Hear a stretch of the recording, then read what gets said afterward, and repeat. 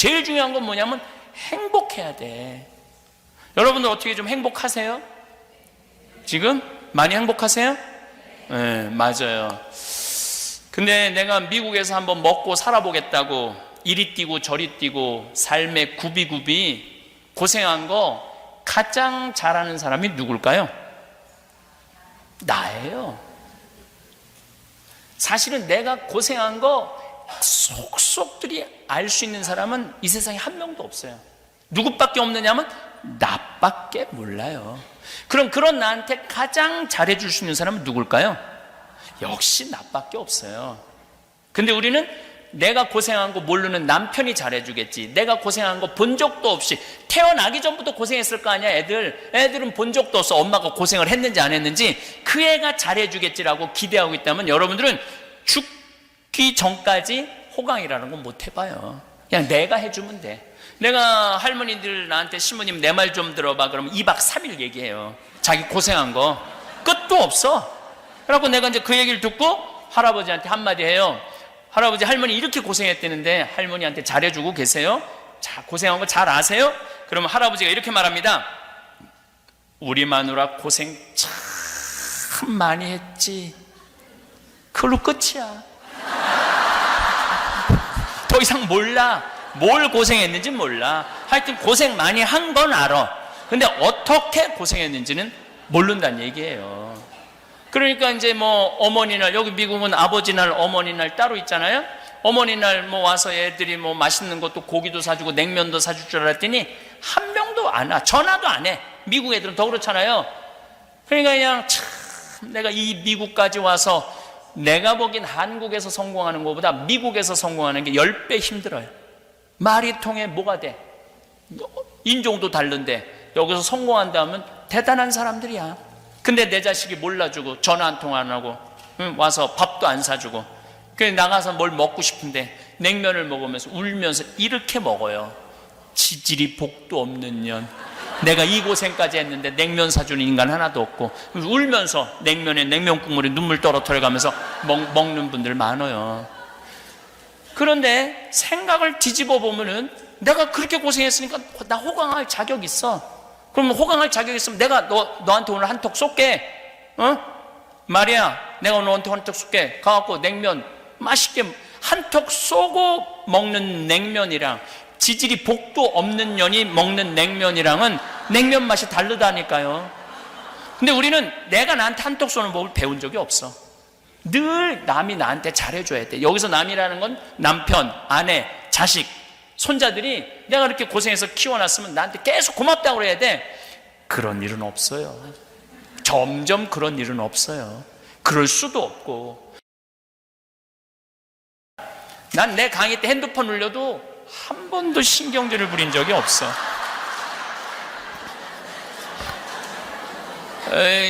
내가 왜 신경질을 안 부리느냐면 내가 30대 때 내가 강의 때 핸드폰 울리면 딱 멈추고 뭐라고 그랬어요.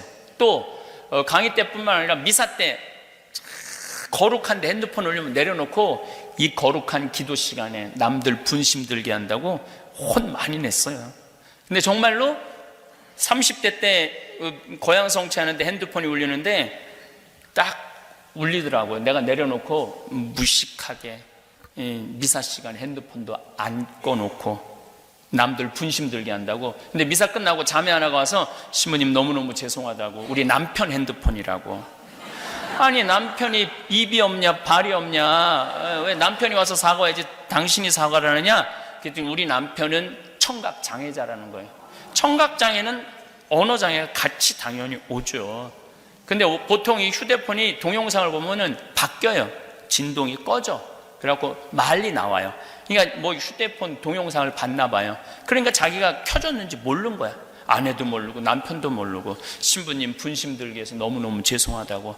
내가 그날 이후부터 지금까지 내 강의 때 핸드폰 울려도 한 번도 신경질을 부린 적이 없어. 다 사정이 있더라고. 그리고 내 나이만 돼도 네 바지에서 울리는지 내 바지에서 울리는지도 몰라. 지금 핸드폰 울리는 할머니들 자기 핸드폰에서 울리는지도 몰라. 근데 내가 승질 부려봐야 나만 그냥 머리 뜨거운 거예요. 우리 부관장 신부도 신부님 저도 강의 때 핸드폰 울려면은 화 안 낸대. 왜 화 안 내냐 그러니까 아버지랑 미사 참여를 하는데 신부님 말대로 정말로 신부님이 거양 성체를 했는데 아버지 핸드폰에서 뱀이다 이게 나오더래. 아니 내 아버지 핸드폰에서도 뱀이다 이게 나오는데 내가 누구를 뭐라고 그러느냐고. 그래서 혹시 까먹을 수도 있고 그러니까 어쨌거나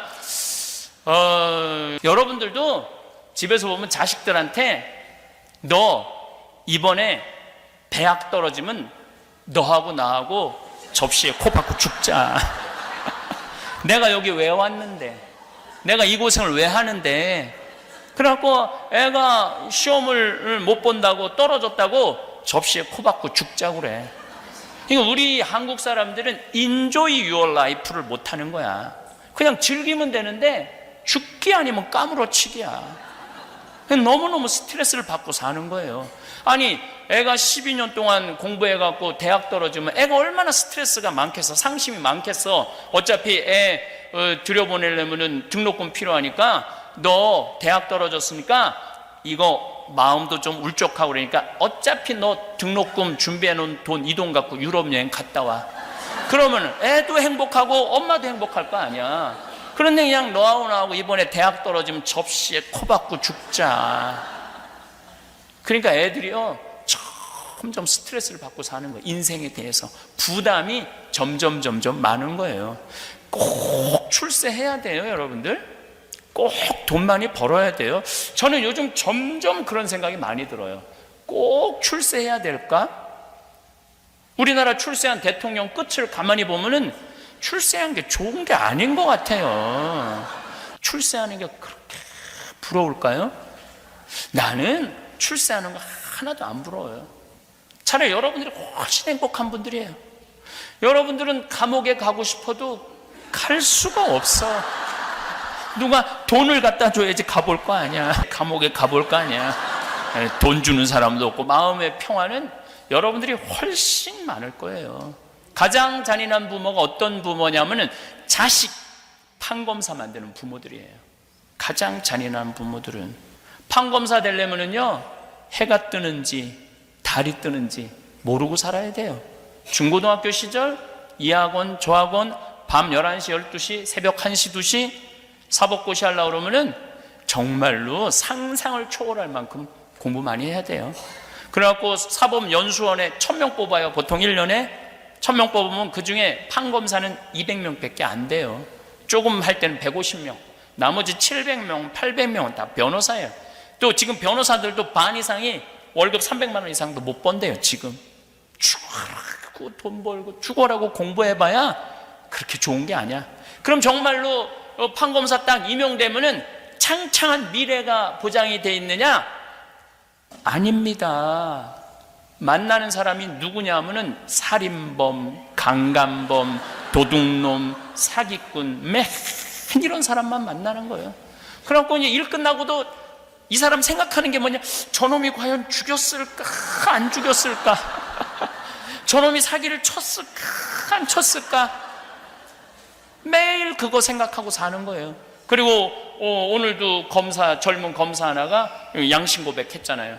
부장검사가 누구 아들 무혐의 처리하라고. 분명히 죄가 있는데 무슨 얘기냐면 끊임없이 윗사람 눈치를 보고 끊임없이 정치선을 타고 사는 거야. 그렇게 똑똑한 애들인데 눈치 보고 살면서 매일 저놈이 죽였을까 안 죽였을까 평생을 그러고 사는 사람들이에요. 그렇게 부러워요? 나는 여러분들 부러워할 거 하나 없다고 생각해. 내가 본당 신부 때 전국 학력고사 수석, 서울대 수석, 당일 법대 수석, 그리고 사법고시 수석, 연수원 수석한 아이가 있어요. 근데 얘는 누구나 다 얘는 대법관 후보라고 그랬어요. 근데 얘는 1등으로 사법연수원을 졸업했음에도 불구하고 김앤장 법률회사로, 로펌 회사로 바로 빠졌어요. 온 사람들이 다 놀랐어요. 미친놈이라고. 근데 물어봤어요. 너 왜 출세가 보장돼 있는데 왜 로펌 회사로 빠졌느냐? 얘가 기가 막힌 말을 하더라고요. 신부님, 저는 소신 재판할 자신이 없습니다. 신앙인으로서 분명히 눈치 봐가면서 재판하겠다 이거예요. 그거 싫다는 거예요. 그래서 제가 얼마 전에 무슨 뭐 골치 아픈 사람을 도와주려고 전화를 했어요. 너무너무 잘 도와주더라고요. 근데 내가 행복하냐는 거예요. 자기 너무너무 행복하대. 이 눈치 저 눈치 안 보고. 얼마나 행복하냐는 거예요. 출세 꼭 할 필요 없어요. 그냥 즐겁게 살면 돼. 근데 또 우리 생태마을에 직원 아들이 얘 기가 막힌 애가 하나 있어요. 얘는 메리앤 첫 고등학교를 나왔어요. 동부의 코네티컷에 있는, 이 학교는 누가 나온 학교냐면 케네디가 나온 학교예요. 케네디가 나온 학교인데 이 학교 학생들은 자가용 타고 학교 안 온대요. 비행기 타고 오지. 전부 미국의 최고의 귀족 아이들, 또 중동의 귀족 아이들이 와서 공부를 한대요. 학교가 140년 됐는데 인터넷에서 내가 학교를 보니까 이거는 학교가 아니라 궁이야, 궁. 너무 기가 막히게 시설이 좋더라고요. 근데 얘가 동양인 최초로 학생회장을 했어요. 그 학교에. 동양인 최초로. 그리고 얘는 콜롬비아 대학 4년 전에 장학생으로 갔고 그 콜롬비아 대학을 졸업을 했어. 얘는 이제 월가에 가면은 그 학생회장이니까 얼마나 인기가 좋았으니까 학생회장을 했을 거 아니에요. 걔네들 조금만 은행에 취직을 해갖고 좀 자금 유치하면은 얘는 돈방석에 앉는 애야. 그리고 그 누나가 너는 이제 월가에 가면은 너는 이제 돈방석에 앉는다 그랬는데, 얘가 딱 한국에 와서 우리 평창에 와서 아버지하고 저한테 그러는 거예요. 우리 직원이 그 아버지니까, 아버지, 신부님, 저 연극하고 싶어요. 전혀 준비도 되지 않은 그 분야에서 공부도 하지 않은 애가 저 연극하고 싶다는 거예요. 근데 저는 내 주위에 있는 모든 사람들한테 똑같이 하는 얘기가 있어요. 인생은 별거 없다. 하고 싶은 거 하고 살다가 죽는 게 최고의 인생이다. 남 눈치 봐가면서 이 판사들 눈치 보고 검사들 이 눈치 저 눈치 봐가면서 이 선 탔는데 여기 우병우 라인이 망가지면 다 쫓겨나고 저 라인이 망가지면 다 쫓겨나고, 그런 거보다도 내가 하고 싶은 거 하고 사는 게 최고로 행복한 사람이다. 시키자. 아버지도 이제 좀 돈이 필요했음에도 불구하고 좋다고 시키자고 그래서 했어요. 얘가 NYU 뉴욕 주립대학 대학원을, 연극 대학원을 갔어요. 2년 졸업을 하고 나서 연주회를 하는데 뭐 NYU 대학 졸업 연주회 그 중에 가장 많은 감독들한테 네임카드를 받았대요. 근데 얘는 정말로 뮤지컬 배우로서, 연극 배우로서 치명적인 약점이 있어요. 어떤 약점이 있느냐면 나보다 키가 조금 커요. 치명적이죠. 그럼에도 불구하고 하고 싶으니까. 그런데 얘가 뭐 오디션에 됐느냐 하면은 이번에 시카고, 작년 아마 11월 달부터 이번 한 4월 달까지 시카고에서 조지 해밀턴이라는 뮤지컬을 했어요. 여기서 6개월 연속 1800석 전성 매진. 근데 얘는 뭐에 됐느냐 하면 조연의 더블 캐스팅에 됐어요. 조연이 아프면은 대타로 나오는 걸로. 그런데 나는 그거 된 것만 해도 나는 너무너무 기가 막힌 거예요. 졸업하자마자 경험도 없는 애가 거기에 된다라는 게 6개월 하고 이제 지난 5월 언제 끝났어요? 6개월에 얘가 받는 게 10만 달러예요. 10만 달러. 조연의 대탄데도 10만 달러. 아파트 다 구해주고 이사 오면 이사 비용 다 대주고 10만 달러. 근데 지난 5월 달에 이제 끝났으니까 얘 또 새로운 오디션을 봐야 되잖아요. 근데 얘는 어디에 가서 오디션을 받느냐면 브로드웨이에 가갖고, 누가 하는 거냐면 줄리 테이머라고 라이언 킹 제작자가 이번에 M 버터플라이라고 브로드웨이에서 공연을 새로 올려요. 거기에 주연으로 뽑혔어요. 주연으로. 기가 막히지 않아요? 한국인 최초로 10월 27일 날 아마 첫 공연을 한다고 그래. 근데 너무너무 재미난 거는 시카고에서 이 해밀턴 마지막 연극 때 이쪽 제작자가 얘가 줄리 테이머한테 선택을 받은 거 아니에요. 그랬더니 네가 나한테 오면 언제든지 주연을 시켜주겠다. 그리고 조지 해밀턴 마지막 공연에, 시카고에서 한 마지막 공연에 3시 공연, 7시 공연을 얘를 주연을 줬어. 주연을. 그래갖고 얘가 주연을 했어요. 그리고 커튼콜을 나한테 보내는데 정말로 기립박수를 받는데, 마지막에 그 하이파이를 동료들하고 하는데 키가 조그마니까 다 점프해서 하이파이를 하더라고요. 점프를 해서. 그럼에도 불구하고 기립박수를 받고 그런다는 건 얘가 너무 에너지가 많은 애예요. 에너지가 많아. 얘를 월가에 데려다 놨으면은 얘하고 술 먹고 비유 맞추고 쟤하고 술 먹고 비유 맞추고 그럴 거 아니에요. 걔는 행복하지 않았을 거예요. 근데 자기는 너무너무 행복하대. 근데 더 기가 막힌 건 얘가 나한테 편지를 했어요. 이제 그 오디션이 되고 난 다음에, 신부님 너무너무 감사하다고. 왜 감사하냐면은 내가 평상시에 얘 오면은 $2,000, $3,000 막 줬어요. 내가 또 사람한테 투자하는 기본이 있거든. 막 줬어. 또 뉴욕에 가면은 나오라 그래갖고 밥 사주면서 또 $1,000 강사료 받은 거 뭐 한국까지 갖고 가요. 그냥 다 줬어. 근데 얘가, 신부님, 저는 신부님을 기억합니다. 우리 집이 너무너무 힘들 때 신부님이 배려해주고 유머로 안아주고, 난 내 강의 때 핸드폰 울려도 한 번도 신경질을 부린 적이 없어.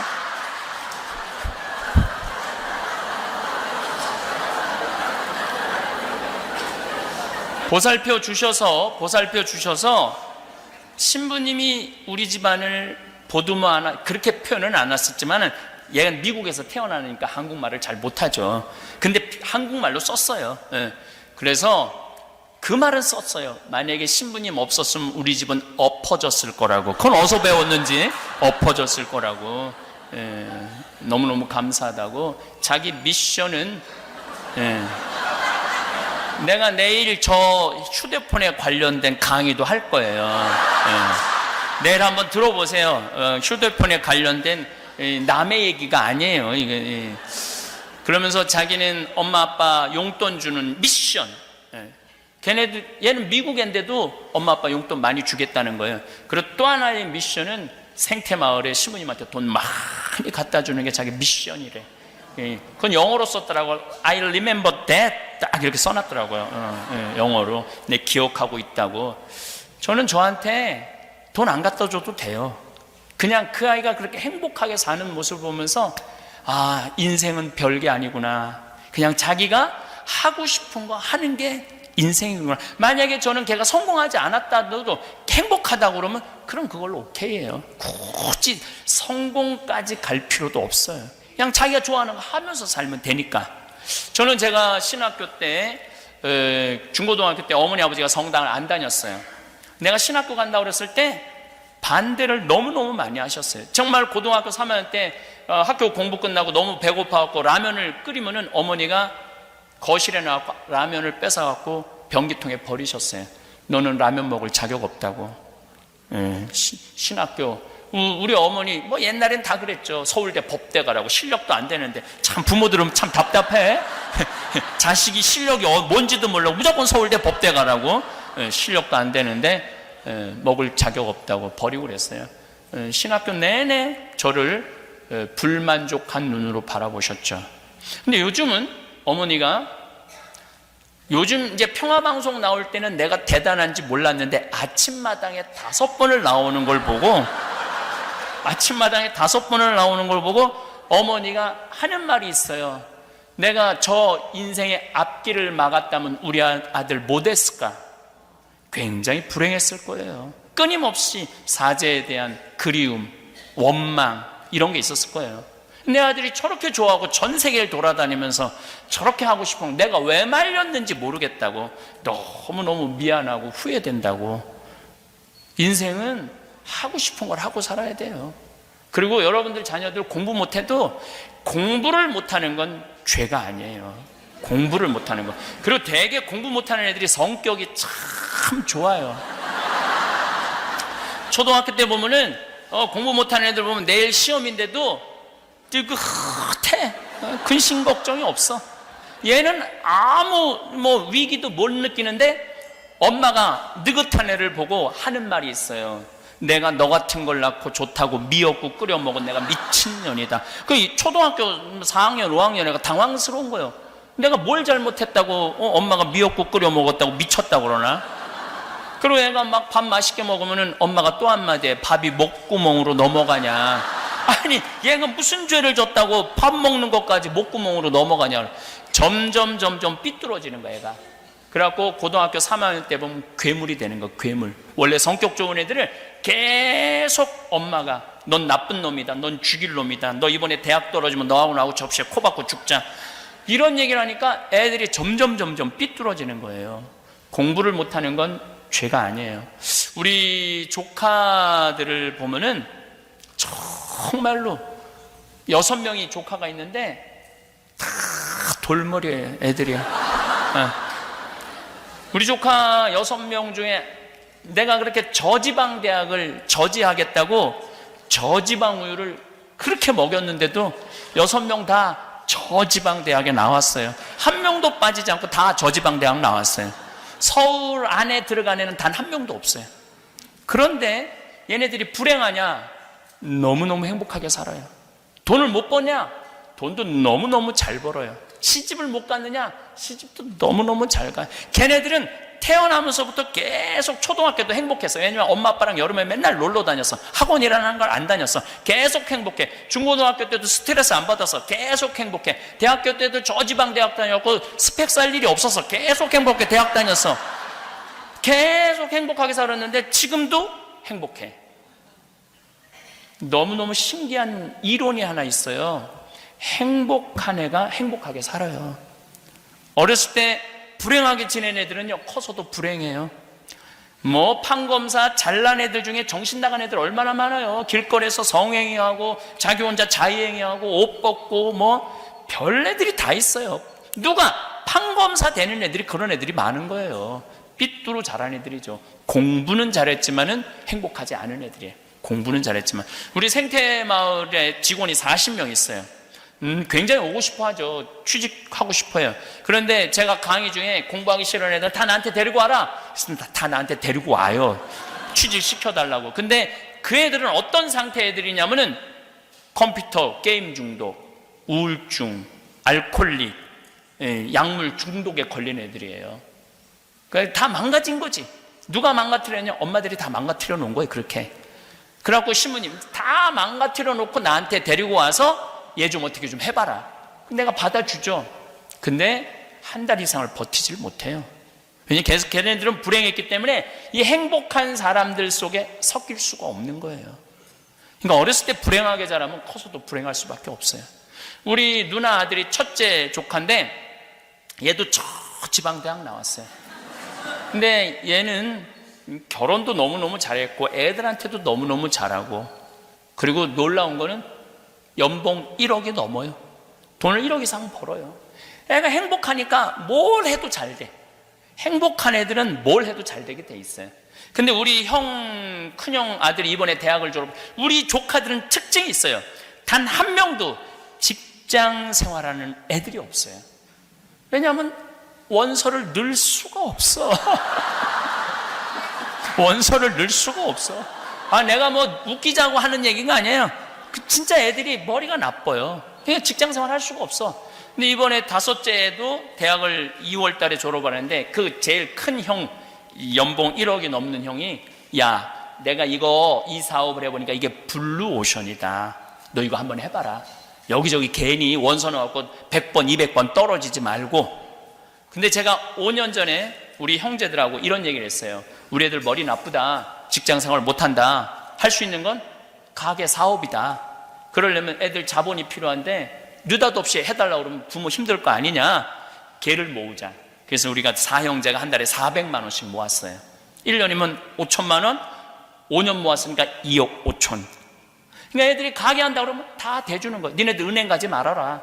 우리 사랑의 황씨 통장이, 이름이 사랑의 황씨 통장이야. 그 통장 이름이 거기서 다 대주는 거야.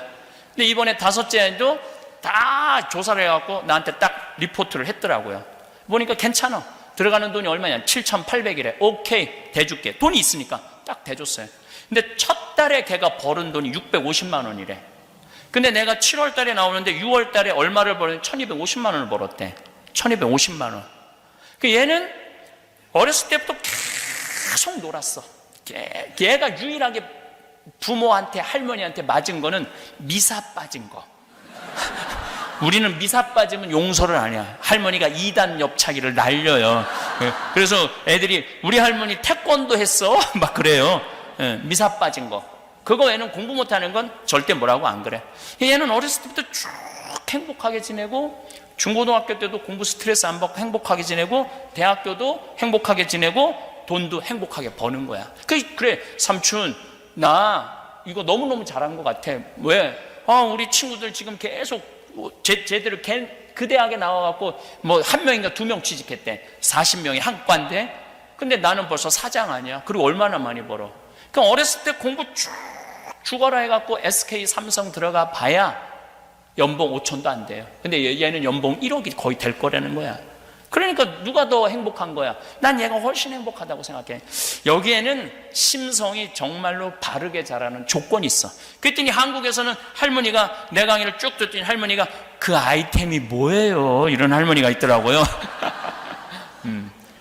아이템이 중요한 게 아니라 행복한 애가 해야지 돈을 버는 거예요. 불행한 애가 하면은 언젠간 망가지게 돼 있어요. 제일 중요한 건 뭐냐면 행복해야 돼. 여러분들 어떻게 좀 행복하세요? 지금? 많이 행복하세요? 네, 맞아요. 근데 내가 미국에서 한번 먹고 살아보겠다고 이리 뛰고 저리 뛰고 삶의 굽이굽이 고생한 거 가장 잘하는 사람이 누굴까요? 나예요. 사실은 내가 고생한 거 속속들이 알 수 있는 사람은 이 세상에 한 명도 없어요. 누구밖에 없느냐면 나밖에 몰라요. 그럼 그런 나한테 가장 잘해줄 수 있는 사람은 누굴까요? 역시 나밖에 없어요. 근데 우리는 내가 고생한 거 모르는 남편이 잘해주겠지, 내가 고생한 거 본 적도 없이 태어나기 전부터 고생했을 거 아니야. 애들은 본 적도 없어. 엄마가 고생을 했는지 안 했는지. 그 애가 잘해주겠지라고 기대하고 있다면 여러분들은 죽기 전까지 호강이라는 건 못 해봐요. 그냥 내가 해주면 돼. 내가 할머니들 나한테 시모님 내 말 좀 들어봐 그러면 2박 3일 얘기해요. 자기 고생한 거 끝도 없어.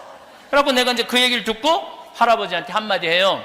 할아버지, 할머니 이렇게 고생했다는데 할머니한테 잘해주고 계세요? 자, 고생한 거 잘 아세요? 그러면 할아버지가 이렇게 말합니다. 우리 마누라 고생 참 많이 했지. 그걸로 끝이야. 더 이상 몰라. 뭘 고생했는지 몰라. 하여튼 고생 많이 한 건 알아. 근데 어떻게 고생했는지는 모른다는 얘기예요. 그러니까 이제 뭐 어머니날, 여기 미국은 아버지날, 어머니날 따로 있잖아요. 어머니날 뭐 와서 애들이 뭐 맛있는 것도 고기도 사주고 냉면도 사줄 줄 알았더니 한 명도 안 와. 전화도 안 해. 미국 애들은 더 그렇잖아요. 그러니까 그냥 참 내가 이 미국까지 와서 내가 보기엔 한국에서 성공하는 것보다 미국에서 성공하는 게 10배 힘들어요. 말이 통해 뭐가 돼? 인종도 다른데 여기서 성공한다면 대단한 사람들이야. 근데 내 자식이 몰라주고 전화 한 통 안 하고 와서 밥도 안 사주고 그냥 나가서 뭘 먹고 싶은데 냉면을 먹으면서 울면서 이렇게 먹어요. 지질이 복도 없는 년. 내가 이 고생까지 했는데 냉면 사주는 인간 하나도 없고 울면서 냉면에 냉면 국물에 눈물 떨어뜨려가면서 먹는 분들 많아요.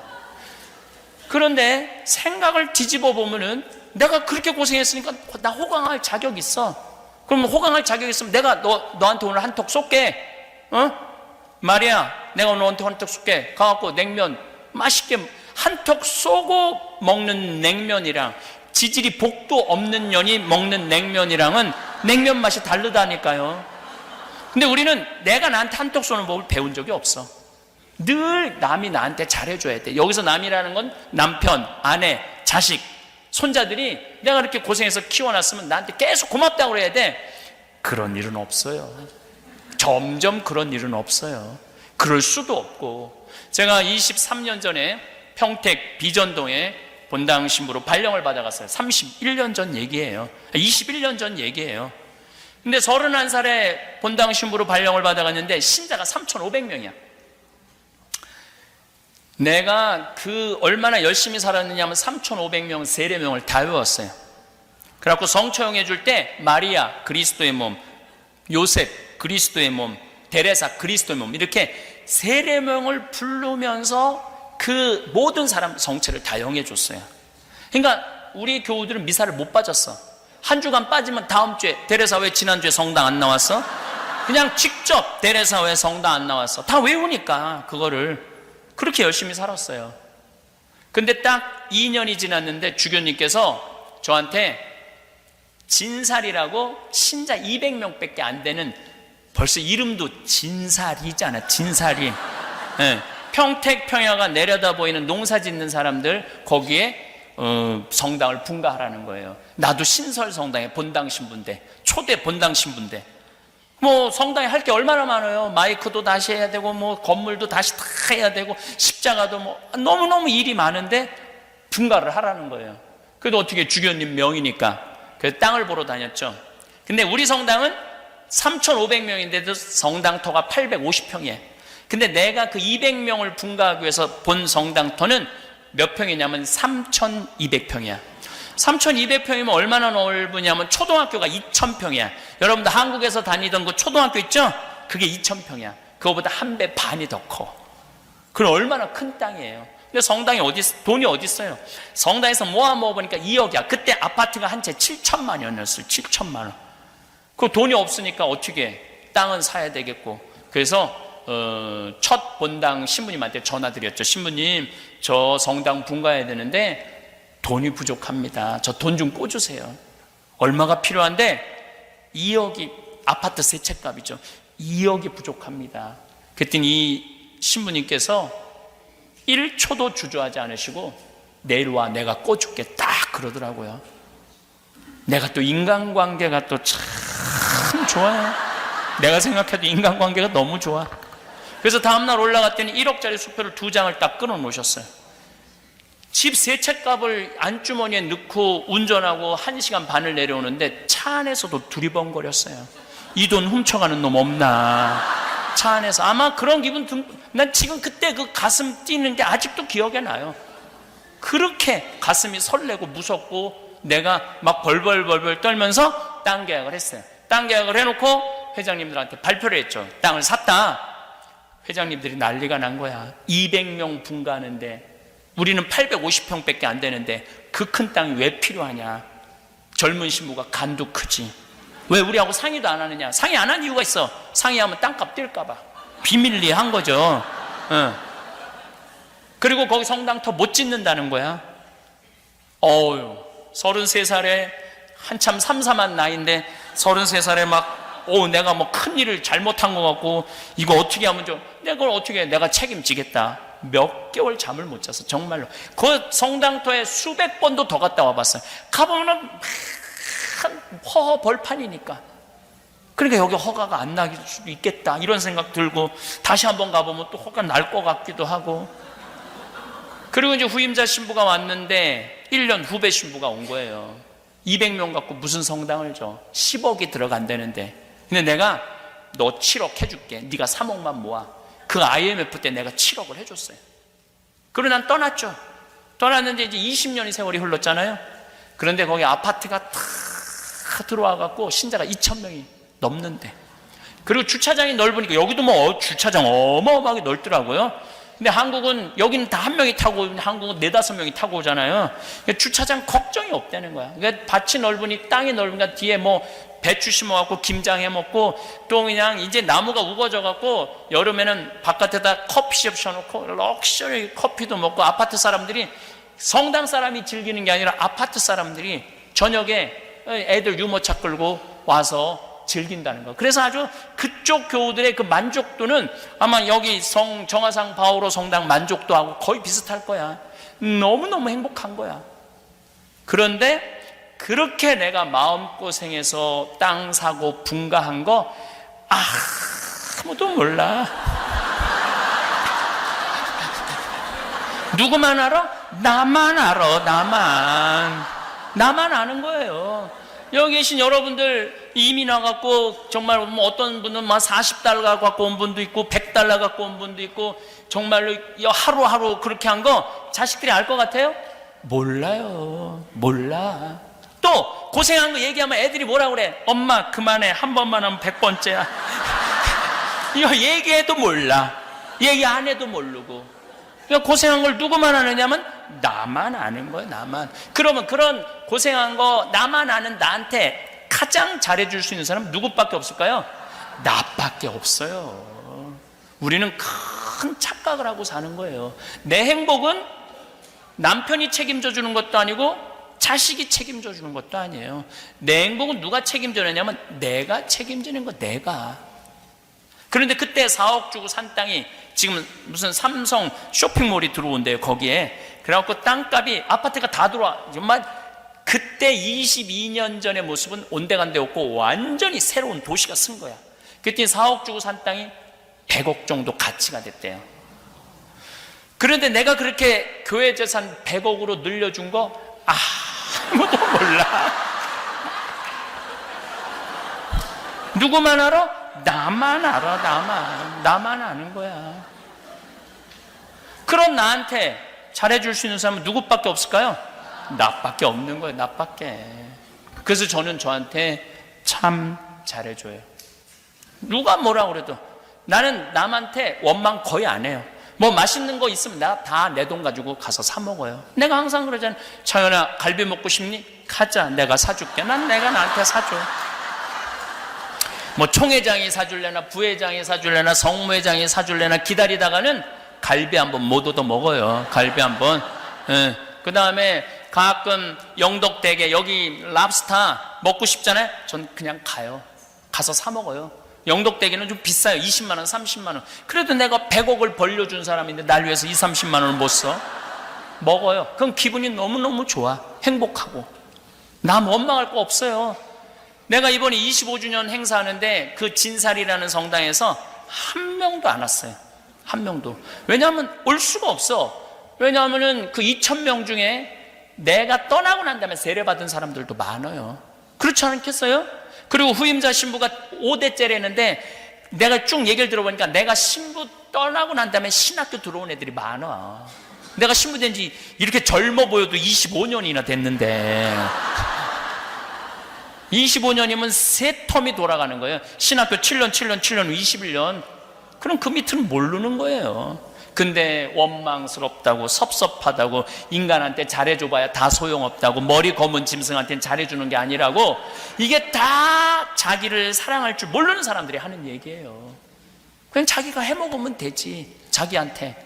작년 12월 6일 날 저는 이선희 콘서트를 갔어요. 너무너무 바쁜 와중에 전 이선희 노래를 너무너무 좋아해요. 모든 곡들이 다 좋아. 근데 요즘 나온 곡에 인연이라는 노래가 있어요. 이거 들어보면 가슴이 찢어져요. 무슨 내용이냐면 이 생에는 안 되니까 다음 생에라도 우리 사랑하자는 얘기야. 이거 우리 신부들을 위한 노래야. 오늘 집에 가서 들어보세요. 내가 얼마나 구구절절히 이 얘기를 뭐 어떨 때는 그 강의 끝나고 들어올 때 2시간 내내 그것만 반복해서 들을 때도 있어요. 어쩜 이렇게 노래를 기가 막히게 하느냐. 근데 공연을 가고 싶은 거, 공연을. 근데 뭐 이 12월 6일 이제 하루 딱 비길래 주일날 서울 공연 벌써 끝났더라고. 대전 투어가 있더라고요. 대전 공연 강당인데 큰 체육관인데 좀 늦게 예약을 했어. 그래도 VIP 자리를 예약하는데 15만 6천 원이에요. 15만 6천 원. 15만 6천 원인데 누구 돈으로 끊었느냐 하면 내 돈으로 끊었어요. 왜? 누가 보고 싶어? 내가 보고 싶으니까. 내가 보고 싶으니까 내 돈으로 끊었어. 그런데 그게 달라요. 내가 좋아서 내 돈으로 끊고 내가 가서 듣는데 첫 곡이 인연인 거야. 그 얼마나 기분이 이게 설레고 흥분되는지 막 기가 막히더라고요. 여러분들도 조용필 씨 혹시 여기 오면은 꼭 공연 가세요. 네? 공연을 왜 가야 되냐면은 이제 조용필도 노래 부를 날이 얼마 남지 않았어. 여러분들의 문제가 아니라. 그러니까 그 기가 막힌 공연 가보면은 막 흥분되고 너무너무 좋다는 거예요. 그래서 하고 싶은 거 하세요. 그리고 지질이 복도 없는 년이 냉면 먹지 말고 이제까지 미국에 와서 30년 동안 애쓴 멋있게 사는 나한테 한턱 쏘는, 한턱 쏴서 먹는 냉면, 그래갖고 눈물찍 콧물찍 흘리지 말고, 아, 난 정말 멋있게 살아왔어. 난 정말로 이 미국에 와서 이 정도면 난 훌륭해. 나는 오늘 냉면 먹을, 시카고 피자 먹을 자격 있어. 진짜 맛있더라고요, 시카고 피자. 아마 할머니들도 입맛에 그렇게 그 토마토 올려놓은 것도 정말 맛있더라고요. 그래서 사서 드세요. 그럼 애들이 엄마 너 네가 알아서 먹어. 나도 내가 알아서 먹을 테니까 네가 알아서 먹어. 네 인생 네가 알아서 살아. 내 인생 내가 알아서 살 테니까. 그래서 여러분들, 이제 여러분들한테는 남은 인생 행복하고 즐겁게 사는 일만 생각하세요. 자식들 손자들 걱정하지 말고. 여러분들 여기 미국 올 때 환경이랑 지금 자식 손자들 환경이랑 비교해봐요. 어때요? 상상도 할 수 없고 비교도 할 수 없어요. 근데 뭐하러 걔네들 걱정을 하고 앉아있어. 지금 답답할 때가 많아요 보면은. 그러니까 여러분들 건강이나 보살피세요. 근데 이 건강에 제일 권하는 게 뭐냐면 청국장 가루야.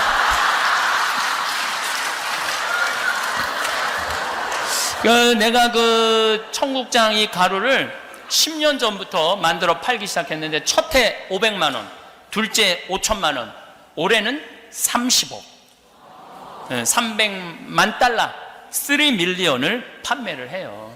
근데 이게 뭐 그냥 내가 들고 다닌다고 이렇게 팔 수 있을 것 같아요? 절대 못 팔아요. 우리가 하루에 택배로 나가는 게 1,000만 원어치야. 사람들이 먹어보고 좋다는 거예요. 내가 이렇게 외국 이제는 이제 청국장이 이제 미국에 내가 이제 작년에 FDA 승인 받아서 수출하기 시작을 해요. 그래갖고 지금까지 벌써 한 30만 달러 팔았더라고요. 근데 앞으로도 굉장히 많이 팔릴 거라고 생각을 해요. 내가 이 남미 강에 가고 아사돈지 뭔지 하여튼 고기를 엄청 먹이더라고. 이 나라 저 나라 다 가면 속이 진짜 안 좋았어요. 한국에 가고 너무 안 좋았는데 청국장 가루 밥숟갈 2숟갈, 밥숟갈 2숟갈 크게 뜨셔야 돼요. 조그맣게 뜨면 안 돼. 티스푼으로 뜨면 안 돼요 여러분들. 밥숟갈 그래봐야 그 한 봉지 한 달 먹을 수 있어요. 밥숟갈 크게 떠갖고 여기 물에 타서 내가 먹고 다음날 화장실에 갔는데 똥이 60cm가 나오더라고. 굵은 똥이 60cm가 나오더라고. 진짜 좋은 것 같아. 미국 LA에 확 붐이 일어나는 건 어떤 분이 당이 있는데 당이 잡혔대. 그래갖고 뭐 이분 저분 다 사준대. 고혈압도 마찬가지지만. 내가 이렇게 전화를 받아보면은요, 가끔 직원들이 너무 바쁘면 나도 전화를 받거든요. 생태마을에서 한 분이야. 3-4명을 꼭 물어봐요. 저 천주교 신자 아닙니다. 천주교 신자 아닌데 어떻게 주문했냐 그러니까, 너무 또 마침 수원에 우리 정작 꽃매라고 우리 집 동네야. 제가 너무너무 아파갖고 이제 쓰레기를 버리러 나가는데, 쓰레기 버리러 온 자매한테 나는 너무너무 아프다고 그랬더니 그 자매가 그러더라고. 청국장 가루 먹으라고, 생태마을에서 만드는. 그래서 이끈저끈 잡아본다고 그 청국장 가루를 사다 먹기 시작했대요. 온 집안의 약을 다 갖다 버렸대. 신부님 너무너무 감사하다고. 참, 난 우리 교우들은 복음을 전하라고 그랬더니 청국장 가루를 전하고 있어. 전하려면 복음을 전해야지. 제가 성서 강의하는데 그 학생 중에 한 명이 우리나라 고려대학교 대학병원 약학장이야. 교수죠. 당연히 약사고. 근데 나한테 하루는 찾아와서, 신부님 저는 신장의 하나를 기능을 못합니다. 그리고 하나는 52%밖에 기능을 못합니다. 약사니까 아주 자기 몸에 대해서도 너무 잘 설명을 하더라고요. 제가 피곤하면 화장실에 가면 콜라 색깔이 나옵니다. 신장은 좋아지는 경우가 없습니다. 점점 5살, 6살쯤 되는데 점점 안 좋아지다가 마지막엔 투석을 하게 되는 경우입니다. 근데 약으로는 안 되니까 건강식품을 찾아봤대요. 근데 우리 생태마을에 청국장이 K2라는 성분이 있대. 그게 신장에 좋대요. 그래갖고 본인이 FDA 승인받은 거 보내라고. 그거 완전히 영어로 된 건데 딱 받아보더니 단백질 변형도 너무 잘 돼 있고 철분 함량이 너무너무 많다는 거예요. 이 철분이, 이 50대 60대 된 주부한테 최고 필요한 게 철분이라고 그러더라고요. 철분 함량이 너무 많아갖고 자기가 먹기 시작을 했는데 3달을 먹었는데 52% 기능밖에 못하던 게 64%로 올라갔다는 거예요. 신부님, 제가 이 리포트 드릴 테니까 온 세상 사람들한테 얘기하세요. 제가 그래도 전문가입니다. 정말로 좋은 청국장 이렇게 만들어서 판매해 주셔서 너무너무 감사하다고. 내가 그 청국장 갖고 왔어요. 바깥에 나가셔서 사시면 돼요. 그런데 이 때가 기회라고 지금 500개를 보냈는데 다 팔렸대. 벌써 사고 싶어도 못 산대. 아까 시모님이 그러시더라고요. 주문하면은 여기는 어차피 뭐 여러 가지 방법이 있어요. 비행기로 오는 방법이 있고 배로 왔다가 기차로 오는 방법이 있고 아마 여기 스태프들이 잘 알아서 할 거라고 생각을 합니다. 그리고 여러분들 자녀들 중에 성당 안 다니는 자녀들이 있을 거예요. 그런데 여러분들 앞으로 제발 이 말만은 하지 마세요. 애들이 성당 안 나오는 건 지겨운 거야. 성당 나가는 게 재미도 없고. 근데 안 그래도 나가기 싫은데 늙은 엄마가 머리 하얗고 이마 쭈글쭈글한 할머니, 웃어도 괜찮은 엄마가 성당 나가라 할 때 어떻게 하면서 성당 나가라고 그러는지 알아요? 성당 좀 나가.